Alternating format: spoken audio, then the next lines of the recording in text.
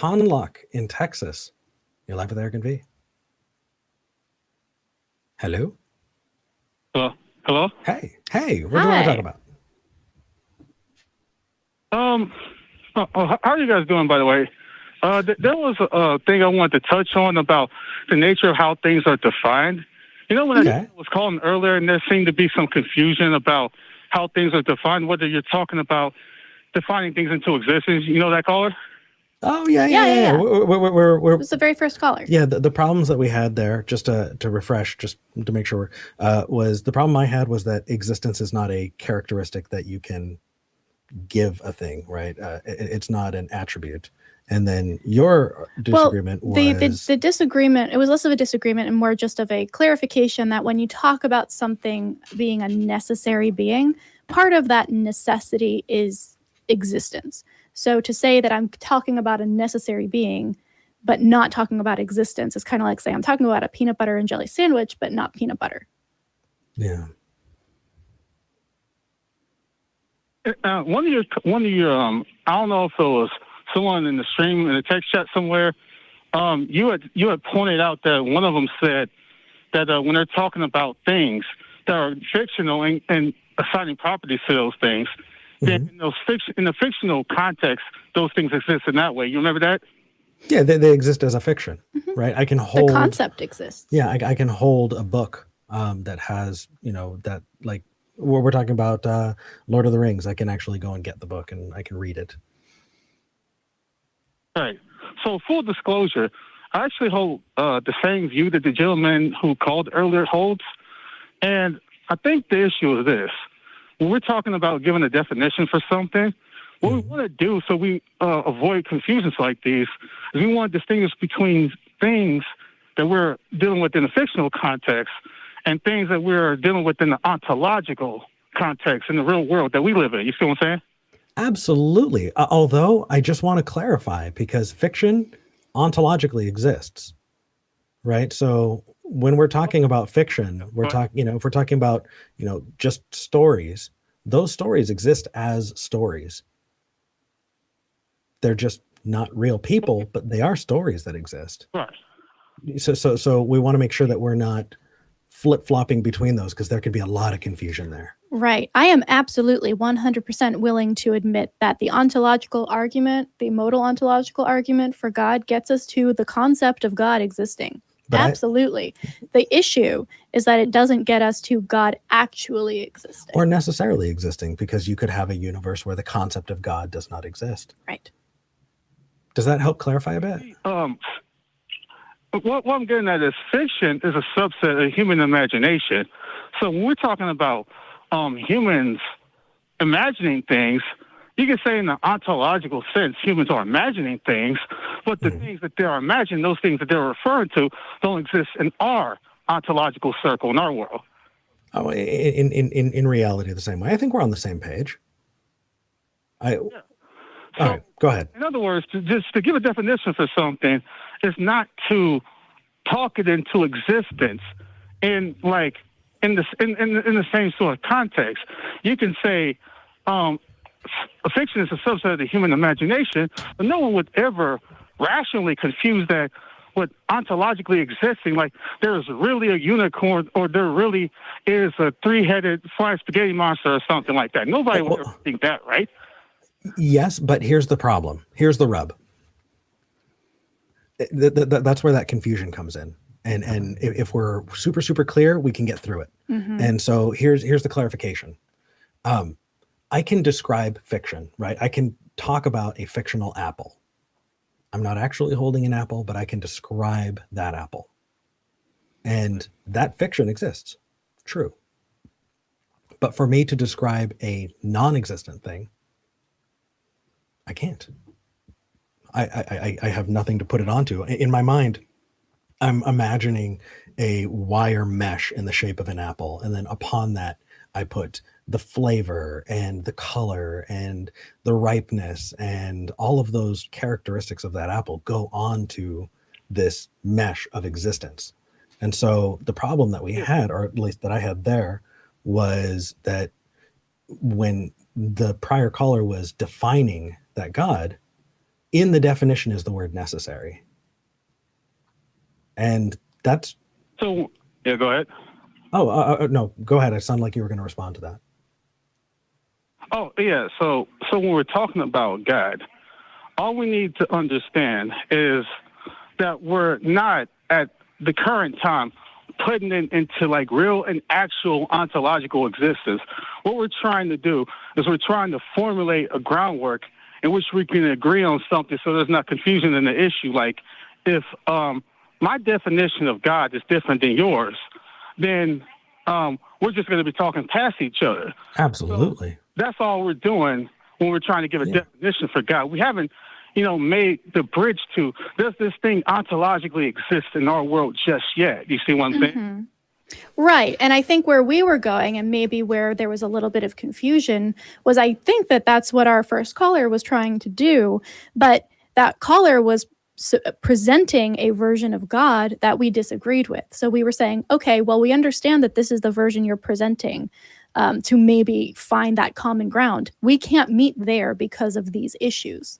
And then when we brought up the issues, I don't think they were understanding that those issues need to be clarified, or we need to be able to get through that in order to continue. Right. So I fully agree. We need to make sure we are agreeing on definitions and meeting in a common ground. It's just that both sides need to agree with everything being said in that space before we can start bringing in other stuff. It's the same reason why when somebody, presents arguments, and they give the different premises, if you disagree on a premise, then that's where it kind of falls apart.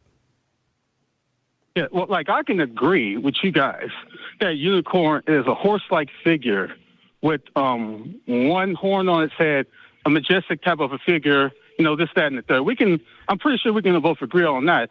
But we're not going to say that this thing has ontological existence in our world. At best, it only has a subset.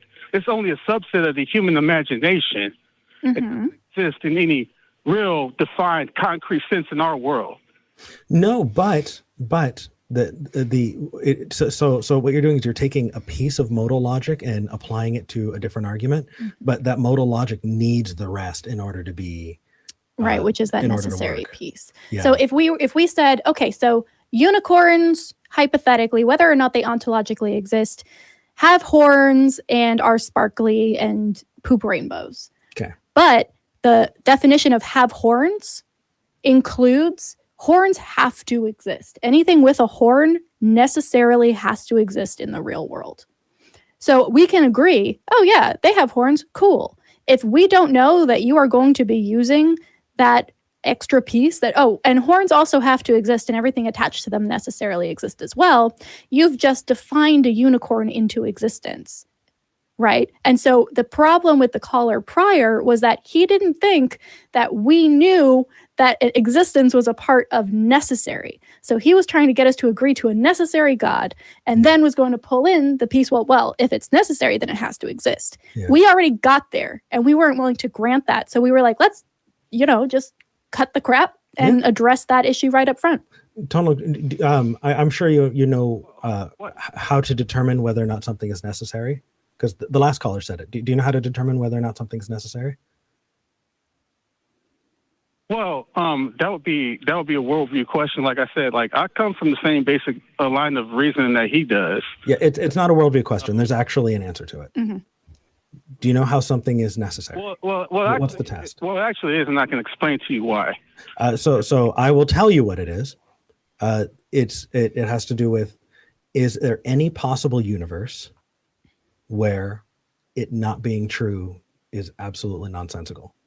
Or let me try that again. I'll use an example, square circles. Is there any possible universe where square circles exist? If that does not make sense, yeah, the impossibility of the contrary. Whoa. Thank you. That's the right way of saying it. The impossibility of the contrary. Okay, cool. So is there could you conceive of a possible universe where God does not exist? Well, a possible universe would only be secured by the thing that grounds what's possible and what's not. So it sounds like you're saying, no, you cannot imagine a universe. Concrete. It'll have to be something ultimately concrete. I get that. I'm just putting brackets around that so that I can make sure that I'm understanding your answer. no, you cannot understand or cannot make sense of a universe existing without a God. Is that correct? I'm sorry? Say that again? So impossibility of the contrary. That's the test for something being necessary. Is it possible that in any conceivable universe, a God could not exist or doesn't exist? Well, I'm not saying the ones where it does. I'm saying the ones where it doesn't. Is there any possible conceivable universe where that God does not exist? Like the contrary is something is like undefined. Like what? All right, so the contrary is not the claim, right? So A or not A. So if the claim is God exists, then the contrary would be not God exists. So let's plug not God exists in. Is there any conceivable universe where God does not exist, or the claim God exists is not true? Well, sir, A and not A is only in and of itself an abstraction. It doesn't refer to what is the contrary of that. So that's a dodge. If you want to get there, you got to answer my question. Try again. Is it possible to conceive of a universe where God does not exist?